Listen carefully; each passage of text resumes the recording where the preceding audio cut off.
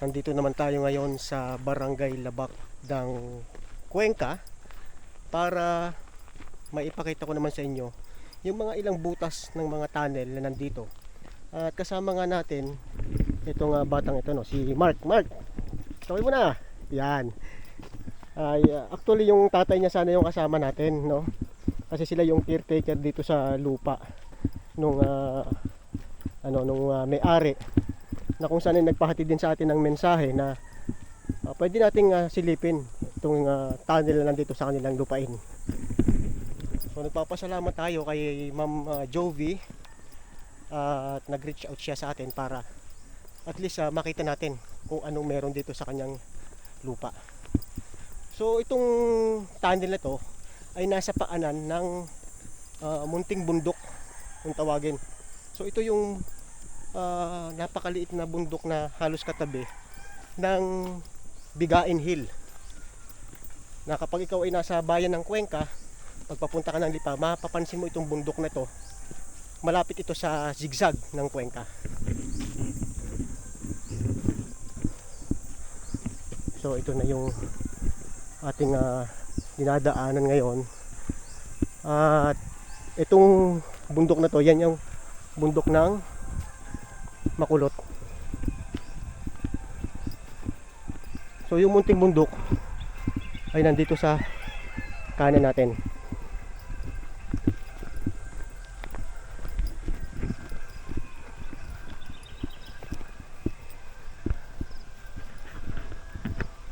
So gaano pa kalayo, Mark?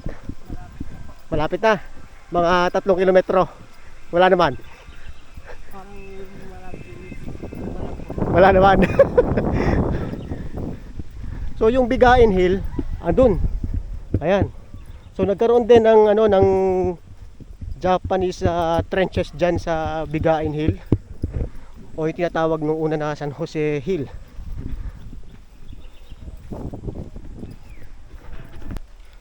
Okay, so malapit na tayo sa mismong paanan ng munting bundok.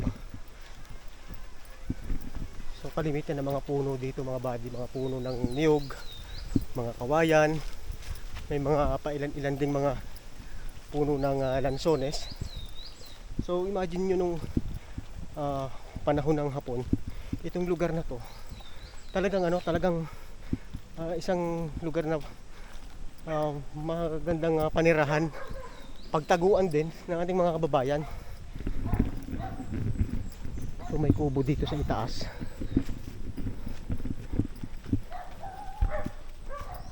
Nandiyan na lamang yung pinakabundok.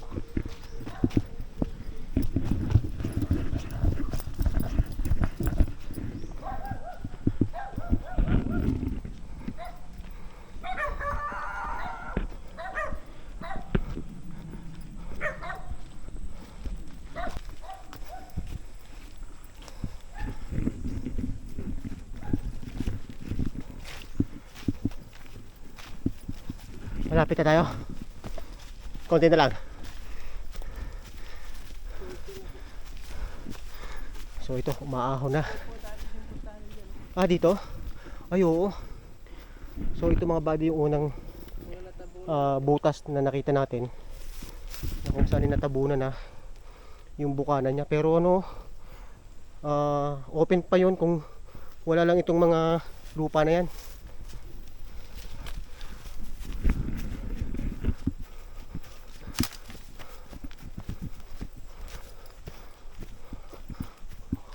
May kubo pa dito. Ha? Kambingan.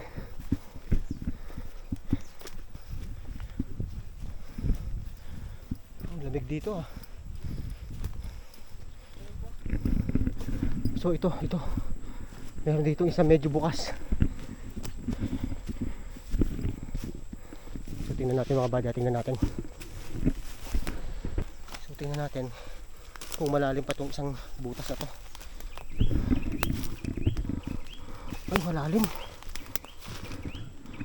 Oo. Ay, hindi, hanggang dito lang siya mga buddy. Ayan. So ito yung pangalawang tunnel na kung saan hanggang doon lang siya. dito sa mga batuhan na yon. Hindi kagaya ng iba na mahahaba. Halos kagaya nung napasok natin dito sa may barangay 8. Ayan o.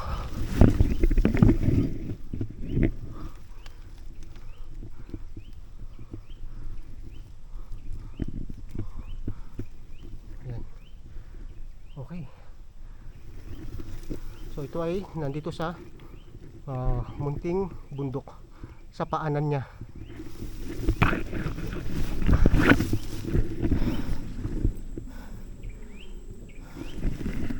Okay. So ilang metro lang. Meron din daw dito. Oo, yan. Natabunan na rin siya. Pero kita pa rin yung butas. Oops. Ayan, pakita ko sa inyo. Yan yung butas niya. So malalim din siya.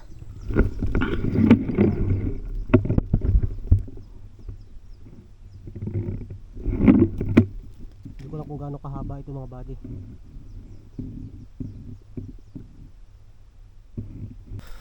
So meron pa raw ditong tunnel. So itong ating mga pinupuntahang na parte ng munting bundok ay pag-aari ni Ma'am Joby lang, ano. Hindi tayo po pupunta doon sa mga karatig na lupain na may mga tunnel din. Ito na mga buddy, ito na.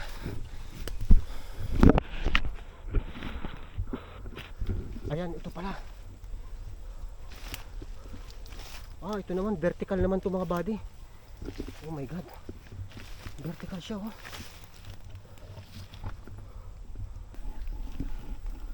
Malaki to.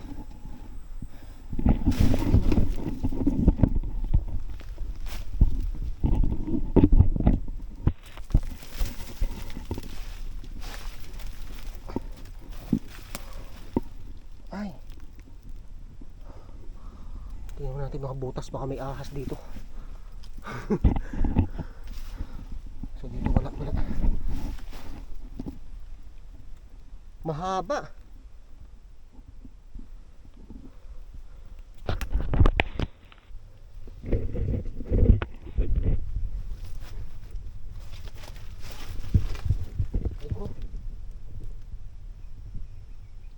Hanggang dito sa baba, oh.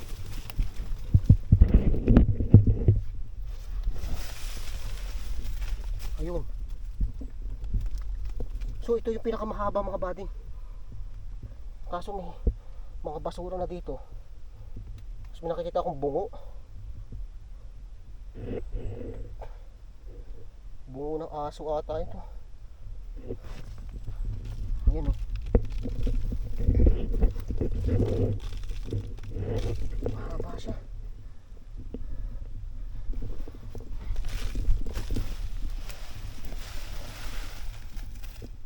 Ayan, oh.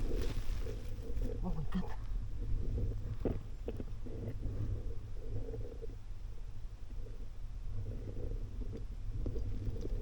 Hanggang doon siya, oh.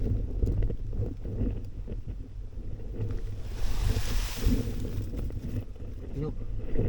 Hanggang doon lang siya.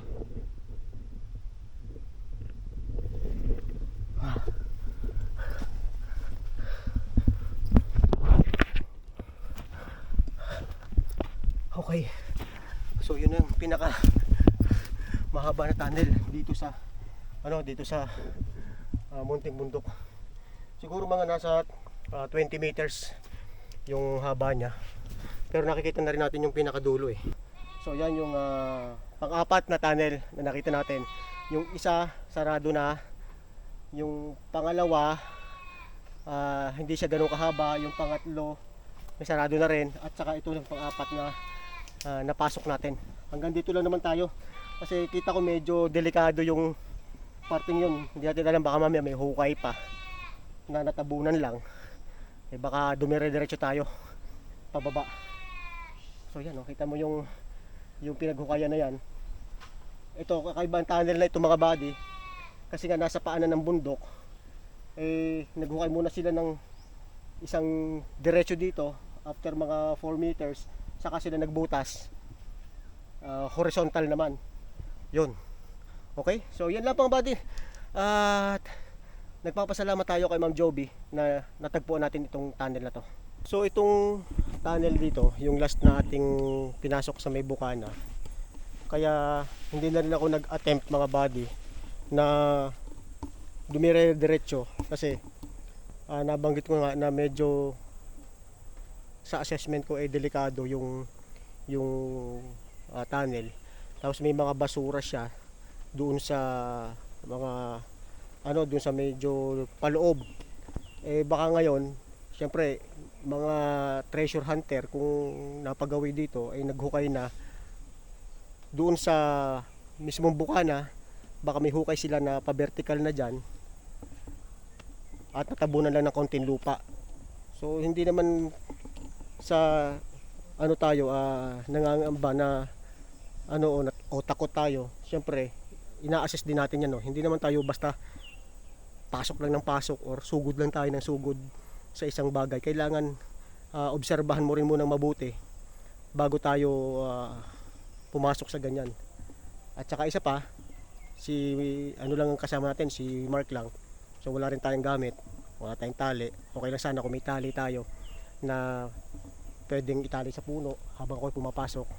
Sa atin lang naman ay maipakita kung anong meron dito sa lugar na to. So perfect itong hideout para sa ating mga kababayan. At maaring itong mga tunnel na to ay mga pumunta rin or mga gumawa nito ay mga Hapon.